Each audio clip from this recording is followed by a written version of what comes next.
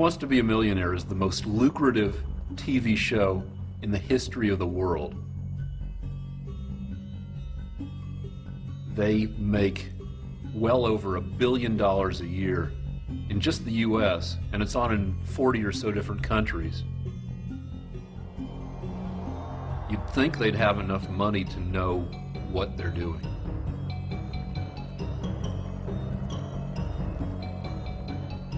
All the Regises on all the planets orbiting all the stars in this universe and a trillion others couldn't ask enough questions over the lifetime of the universe for that phrasing to have occurred at random.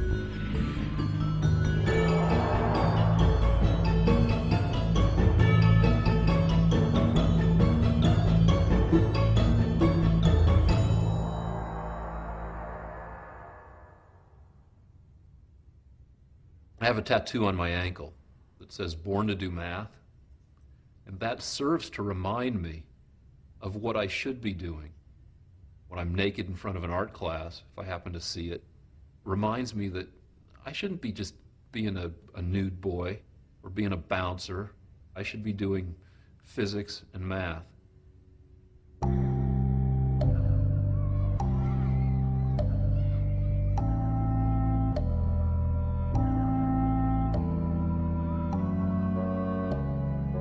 There were some early indications. Just all these little anecdotal things. Putting together the puzzle of the 50 states at some early age. Sitting in the barber chair, reading Esquire magazine at age 4 and asking what premature ejaculation means. People were bigger on the whole concept of genius back then. Post-Sputnik, U.S. catching up space race. Parents thinking that their kids were geniuses. And I had all that genius stuff. When I was in junior high, I built a 3-dimensional statistical distribution curve generator that made a 3-dimensional bell curve out of BBs. For no good reason. No good reason. Made a nice curve, though.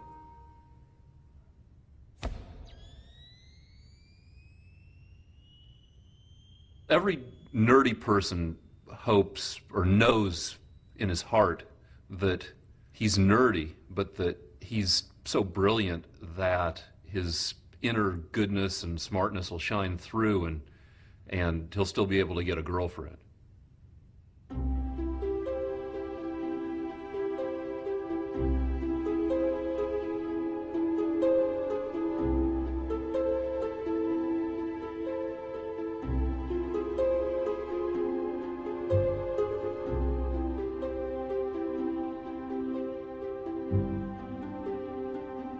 There was one of these basement kind of kissing parties. I'm hitting on this girl. I'm trying to get her to kiss me by asking her, exactly how do you kiss? And so I said, well, how do you kiss? Suction or pressure? And somebody heard me say suction or pressure. And that went up on all the blackboards for the rest of 8th grade, suction or pressure.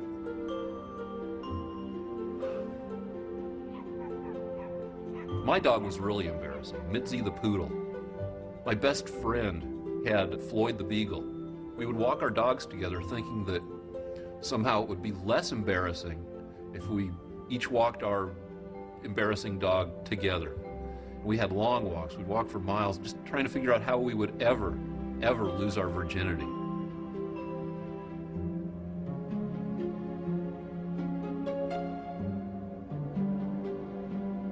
At the end of the 70s, we're talking disco, we're talking mostly pre-herpes, pre-HIV.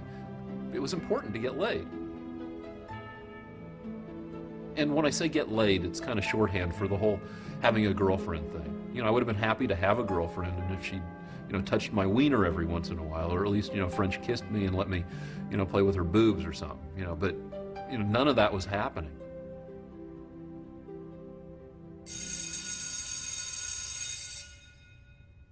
It wasn't exactly a nervous breakdown, but it wasn't stable behavior either. I took advantage of whatever laws let me get access to my high school permanent record. I found out my actual IQ scores. They were about 150. I wanted to do the most interesting thing, which is think about the structure of the world, like an Einstein would do. I didn't think IQ 150 was adequate for doing that. So you just saw the score of 150 and just decided that wasn't good enough? That's not world-shakingly smart. That's smartest person at your high school smart. And that's what scared me about Harvard, because I'd be going to school with a bunch of people who all had IQs of 150. So I decided to re-educate myself as a not-so-smart person.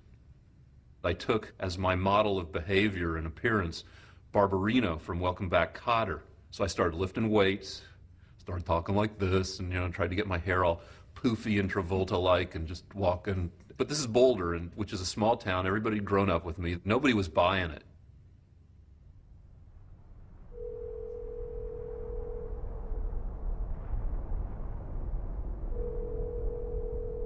Every episode of the show I was on had a major glitch affecting the outcome of the game. You start off by calling a phone number and playing a phone game. They give you 4 things to put in order. Put these steps in giving a cat a pill in order. Put these countries in order from north to south. Anything, and a zillion of these things. Your odds of getting the 3 questions right are 2% to 4%. They put you in a random drawing. It usually takes 30 to 40 successful tries to get a call back to play round 2, which is again over the phone. You do well enough at that game, they fly you to New York. So it's a long process. But you get on. Yeah. I was on the very first episode of the show. Everybody was nervous.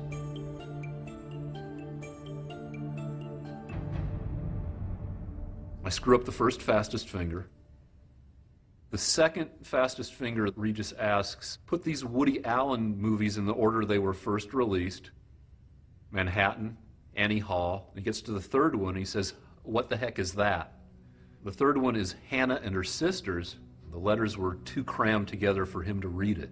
I got it right, and I got it right fast. Now, the producers have a choice. Make a judgment call about whether or not this is a flawed fastest finger question. My bet is that they let other factors influence them. Other factors? Had a woman, for instance, won that fastest finger, odds are much higher that they would have kept that question. The first guy in the hot seat looked like a younger, cuter version of me. We're both Jewish, we both had goatees and black hair. I think there's an 85 to 90% chance I was the one who would have ended up in the seat and turned that first episode that everything's riding on into a parade of goatee boys. The producer would have had to be Mother Teresa not to take the opportunity to roll the dice again and hope that a woman makes it on the next fastest finger. So they throw it out, a woman gets in the center, which is what I think they want. Which is what I think they want.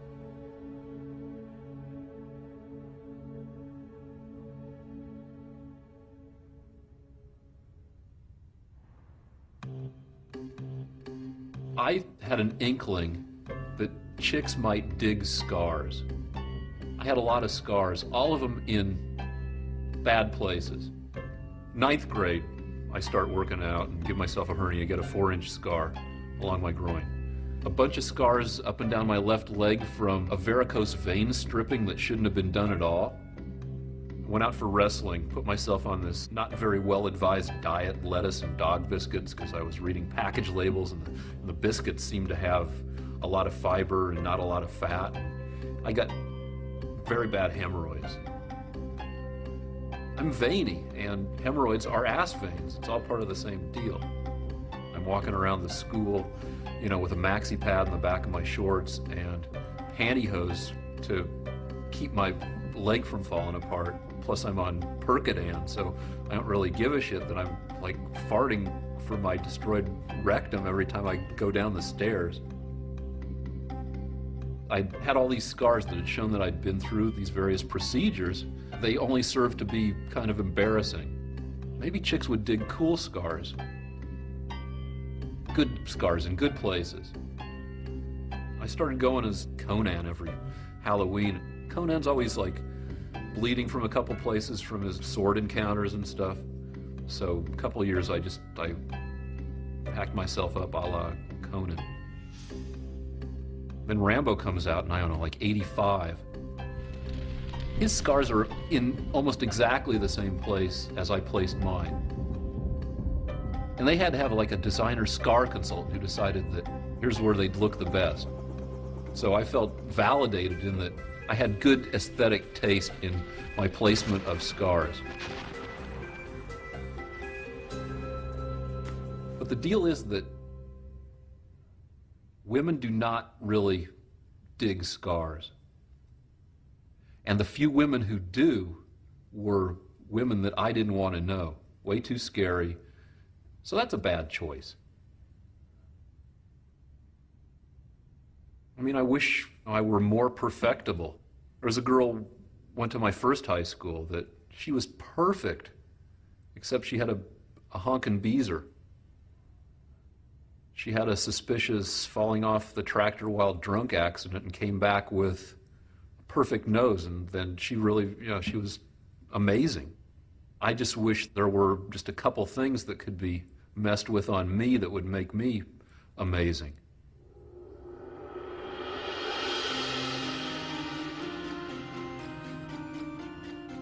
Probably in October of my first senior year in high school,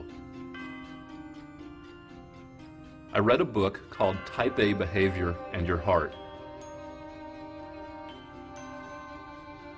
And at that point, I was a super high achiever. I was in all these clubs, I had really good grades, high SATs, all this stuff, 2 alarm clocks, sharp stuff on the floor between the bed and the alarm clock so that I'd poke my feet and it would wake me up. And I just had a lot of stuff going on. They said that a Type A person looks back on stuff that happened to him and wishes that it could be fixed or done over. As soon as I read that, I thought, that's an interesting idea. The do-over thing. It's like time travel. I broke into my high school, stole a bunch of blank transcript materials, created a new high school permanent record, gave myself a B average instead of an A average. Wait. You lowered your average? I saw high school as something that could be done right. I just wanted to be a more regular kid, go back to high school in Albuquerque and have a more fun high school existence.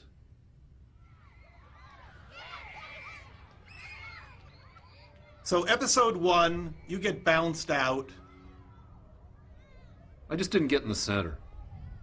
You go home. Yeah. I figured, having gotten on there once, there's a pretty good chance I can get back on the show. Kept calling, playing the phone game. Eventually, I made it back on. Because you were older and wiser? No. Obsessive practicing. Can you practice to be the fastest finger? You can. I taped a calculator to my steering wheel sideways and used the keypad the words on a billboard, put them in alphabetical order, numbers on a license plate in numerical order, practice, a few thousand fastest fingers.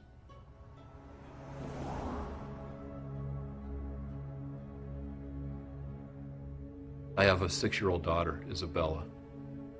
We went down to Disney World for a family vacation. I know that we're going to be spending a certain amount of time, standing around or sitting around, waiting for some Disney thing to happen. So I took my World Almanac and I tore out all the pages that weren't pertinent, the zip codes of every single town above population 5,000. Don't need that. Tossed those away. Each section was about 100 pages thick, and I'd just take one section with me every time we went out into whatever land we were going. What is Isabella saying about all of this? Nothing. She knows I'm kind of, always lost in my own fog. I mean, what does she care what I'm reading?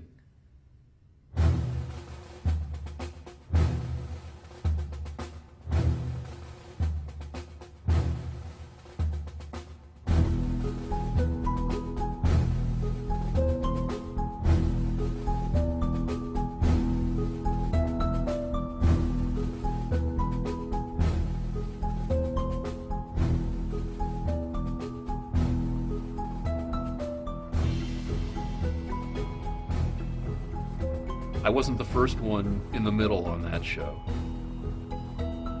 The guy who got all the way up to the $1 million question. I was feeling sucky, thinking, all right, there's another time that I'm not going to make it in the center. And I'll have to go back home and wait another year to try to get back in the center again. And all that wasted time. Then they came by and said, we've got time to do one more fastest finger.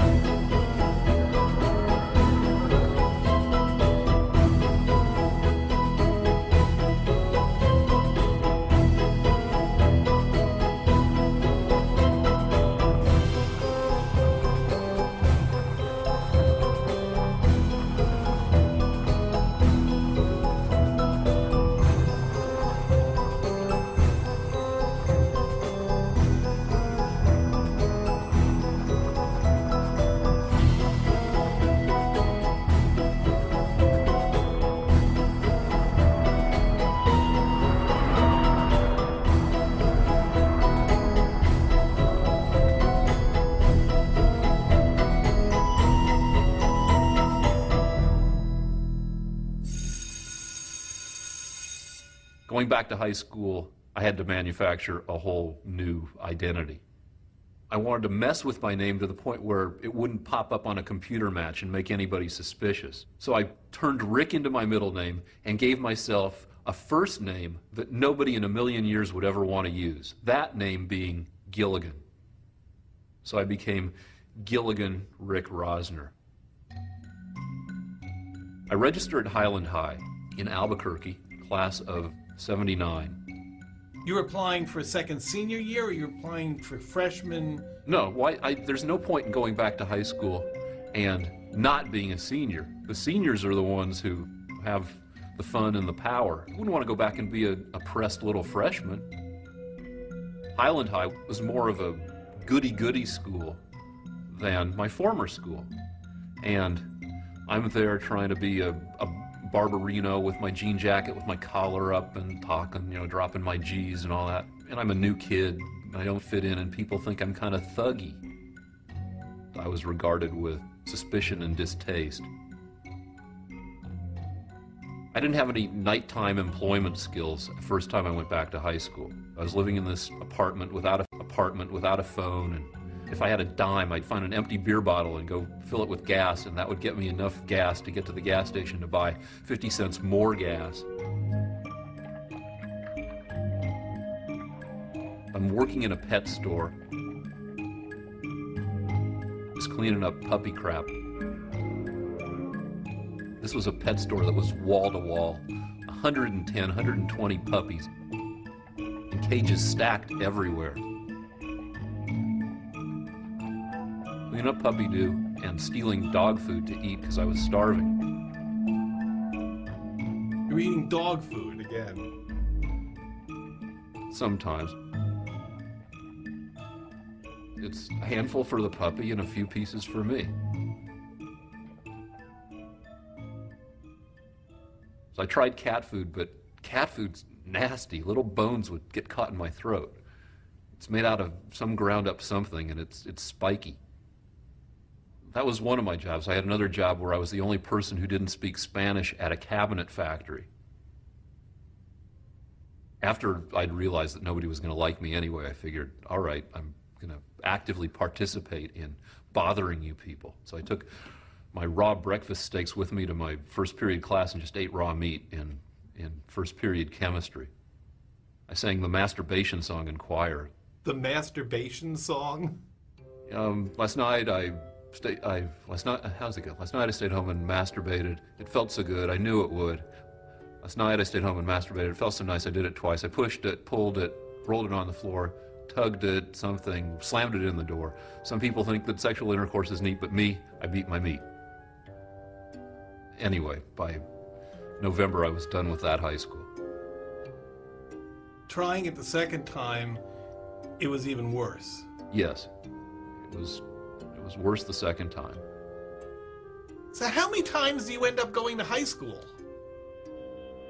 The first time, class of 78, then I was class of 79, prom for somebody in the class of 80, was unsuccessful at schmoozing my way into the LA public schools class of 81, impersonated somebody in the class of 84, and then my last time in high school was class of 87.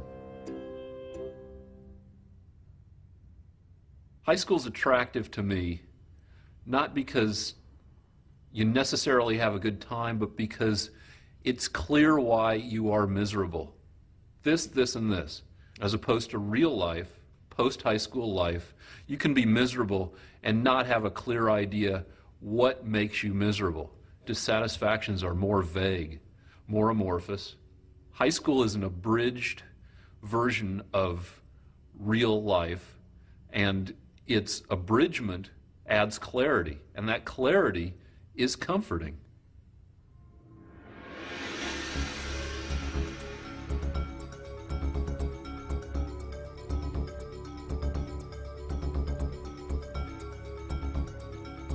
In the briefings I was there for, the executive producer, Michael Davies, says, don't worry about the correctness of a question. If the question is not right, we will track down the truth of the question and we will rectify it. They asked a woman, how long did it take Michelangelo to paint the Sistine Chapel? Their answer was 4 years. But that's how long it took him to paint just the ceiling. He spent another 6, 7, 8 years painting the Last Judgment on one of the walls of the chapel. So his total painting time was 10 to 12 years, which wasn't one of the answers. So no right answer, they had to bring her back. Congratulations, Richard.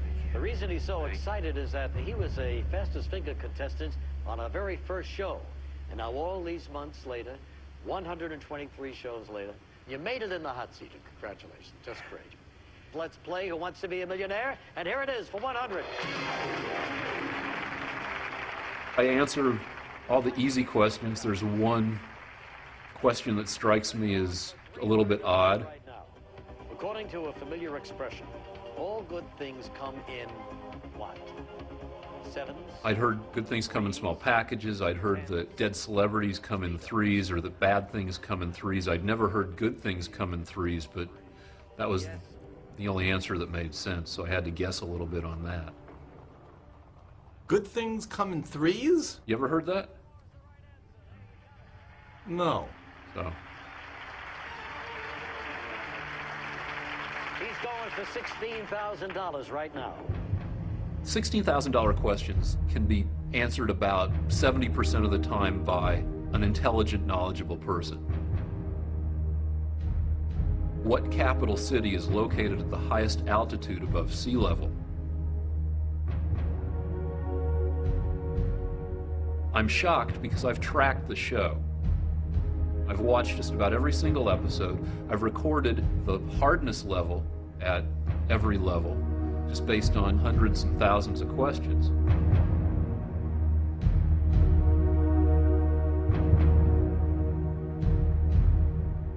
I spend, my wife timed it, 22 minutes in the chair.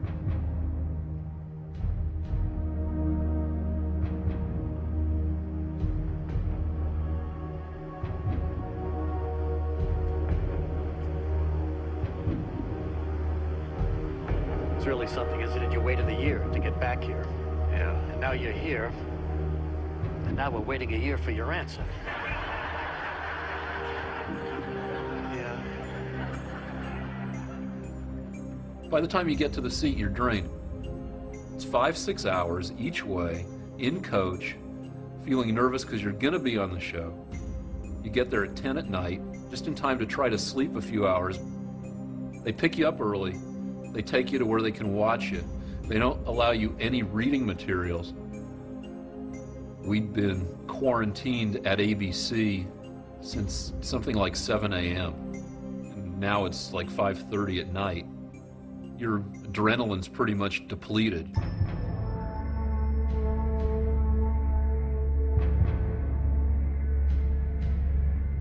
Mexico City's attractive because it's the highest mega metropolis in the world. It's so big that people don't even know how many people live there. Kathmandu's extremely attractive. Half the people I've asked who knew where all 4 cities were answered Kathmandu. Bogota is an attractive answer because it differs from Quito in World Almanac elevation by only about 550 feet.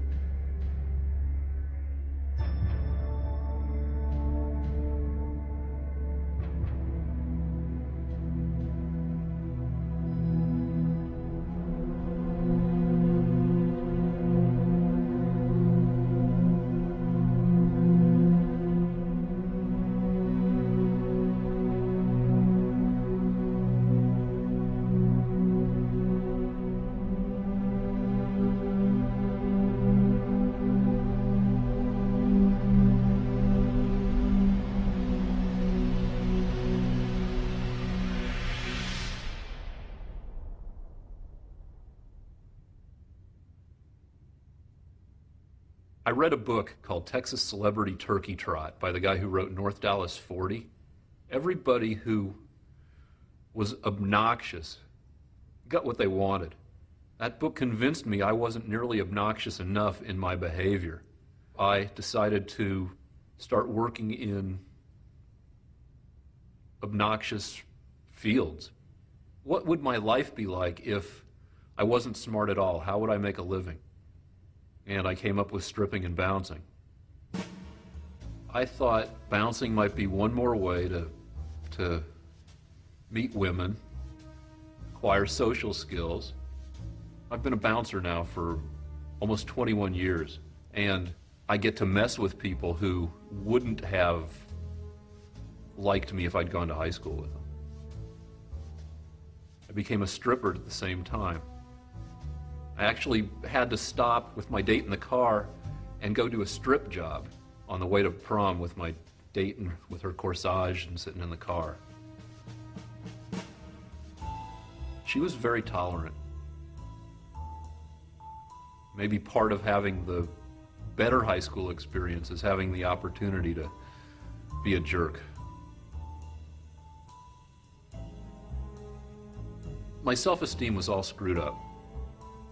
Not only had I not gone to Harvard, but I hadn't even done well at going back to high school the second time around. Back to high school the second time around. I returned to Boulder after a few months, wrecked, ended up registering for my hometown college, barely going to class, eating 8 meals a day, trying to bulk up, stripping, bouncing.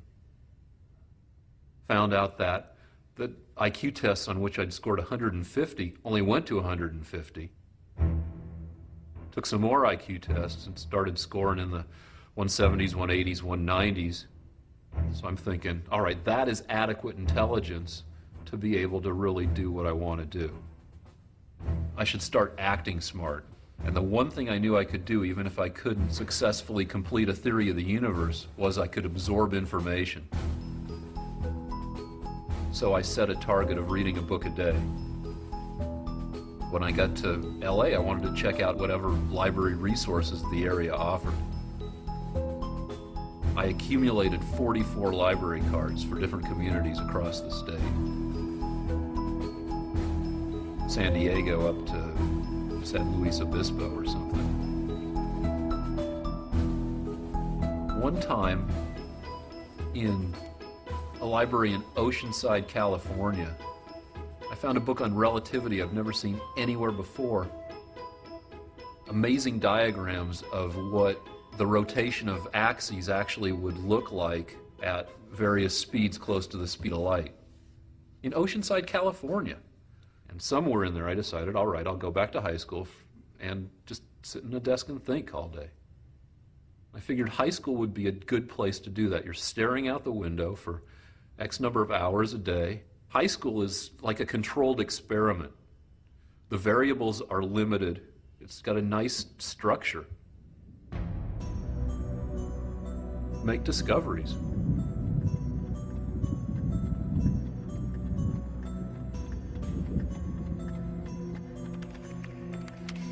Michael Davies, executive producer. Dear Michael, as you might expect from someone who spent hundreds of hours over the course of a year studying and practicing to make it to the hot seat, I've spent the last 2 weeks scrutinizing every aspect of the elevation question. You must already know that the question is flawed. About 4% of the questions they ask are magnitude questions. The oldest, youngest, biggest, longest, whatever. They have two ways of asking magnitude questions.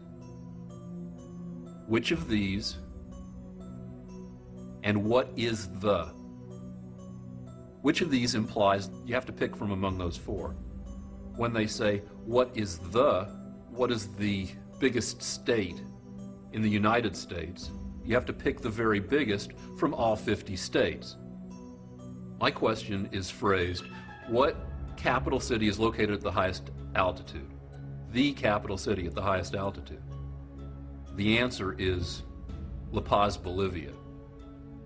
Unless you consider Lhasa a capital, which some people do and some people don't, because Tibet was taken over by China in the 50s.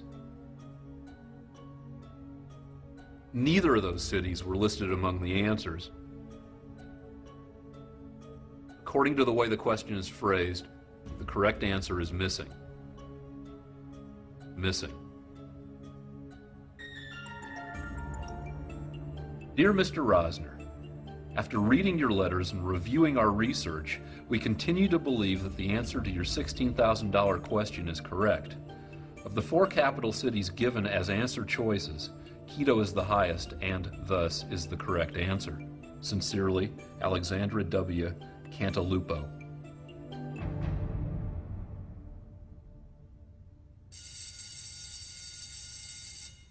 This time I forged a set of 40 separate documents that all went into my high school permanent record, which were all lost by the school district. So I made it in on the basis of 4 extra documents I had sitting around. And I had a lot of trouble with stubble. I shaved every day, very close, 2-3 times, but I still had a lot of 5 o'clock shadow. I looked much younger in the morning after gravity had pulled my face up while I was sleeping. And then at the end of the day, I had trouble using my bus pass, and my face would have fallen. I would have aged an apparent 3 years or something, and I always had to show the rest of the fake contents of my wallet in order to use my student bus pass. And by then, I knew how to do it right. It was high school student by day, nude model, bouncer by night. I was just very tired all the time.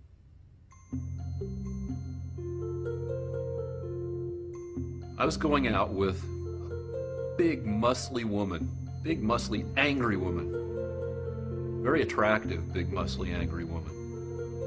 Who I suggested become a bouncer with me at one of the bars I was working at. She did it. She was good. And she was good at taking people down and choking them out. There was all sorts of angry, scary sex that I had a hard time getting over. Sex that's linked with fear makes an indelible impression. Sex that's linked with fear? Yeah. It somehow hardwires itself into your brain. We would have angry fights, and in the middle of the fight, I'd get a big erection because I knew that at the end of the argument, we would be having wild monkey angry sex. Anyway, she ended up finally blowing me off for yet another bouncer. This big, puffy, man-breasty bouncer. It was a horrible breakup. I was taking a long time to recover, as you might imagine. But I had specific strategies for getting over my bummedness. I had to do something goofy at least once a week. I flew a physics equation on a banner towed by an airplane over Boulder in Denver. A physics equation? Yeah. I had this formula that reflected what I thought about the structure of the universe. The way Planck's constant shrinks in proportion to the addition of mass in your locality. That was just stupid thing one that day. Stupid thing two was I went to a Jewish singles dance, knowing it was going to be kind of an embarrassing and unproductive experience. I went because it was a goofy thing to do. I didn't anticipate things being so good at this Jewish singles dance in Denver, Colorado in 1986. My future wife was there, being Jewish, and she was wearing a big purple prom dress. Was she dressed as a high school girl? No, it was just a not quite appropriate but still very attractive dress. And then you had a daughter. Yes. She's probably more socially adept than either of her parents. She's smart, especially visually. It's too early to say extraordinary, but she's good at stuff. She's faster at doing jigsaw puzzles than my wife. She's been faster for a couple of years. But I'm not looking for a prodigy here. What you looking for? Somebody who can live their life effectively. Dear Michael, I hope that you've had a chance to look over the letter I faxed on Friday. I'm sorry to keep sending you letters. I'm not a grievance-oriented person, but I have found overwhelming and conclusive evidence that Millionaire made devastating mistakes on this question. La Paz, Lhasa, Quito, Kathmandu, Bogota, Mexico City, none of these are flat little towns. All these are big splotches of humanity that are built way up the sides of mountains. Quito's like a city built on a crumpled piece of paper. It runs up the side of a volcano. It's up and down every place. From the lowest altitude of below 600 feet at the Guayallabamba River to a highest altitude of 15,696 feet at the top of the volcano Pichincha. Quito, the choice is pretty arbitrary. If you can pick any point from 600 feet to 16,000, we're talking 3 miles vertical range. Kathmandu is this big urban mess. Sits at the bottom of this valley, but it's built all the way up these mountains, running up to about 9,000 feet. Mexico City covers more land than 30 of the world's nations, like 50 miles by 60 miles. Volcanoes and goes from a low of about 7,000 feet to 12,000 feet. So all these cities have altitudes that overlap each other. But all that is secondary. They want the highest capital. The highest capital wasn't one of the choices offered. It's a bad question.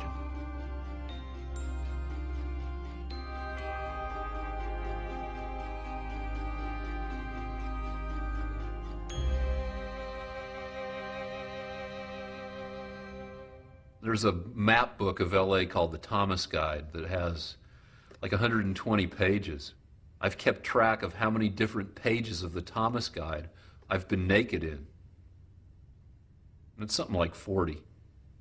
It's like I'm running my own game show, Naked Bingo, trying to get, like 7 consecutive squares where I've been naked. If I'm looking to complete a naked square, I'll look in that square and see if there are any colleges, and then I'll go hit the art department and see if they can use a model. Is this competitive? Depends. Art Center Pasadena doesn't hire me anymore because they've caught me being an idiot too many times. Which means... All right. Sometimes they ask you to work in costume. They asked me to be a construction worker, which was fine. I have a bunch of tools. I brought in some tools. There's this old easel stand that's just all rotten. And I'm actually working on it, trying to knock it back together. The wood is all termite eaten and the saw slips. I saw my thumb in half. So blood's going all over the place, and I got to get off the stand and get wrapped up. Though I was accurate, because if you look at the hands of people who actually work as carpenters, they've all got 9.5 fingers. A little bit too authentic.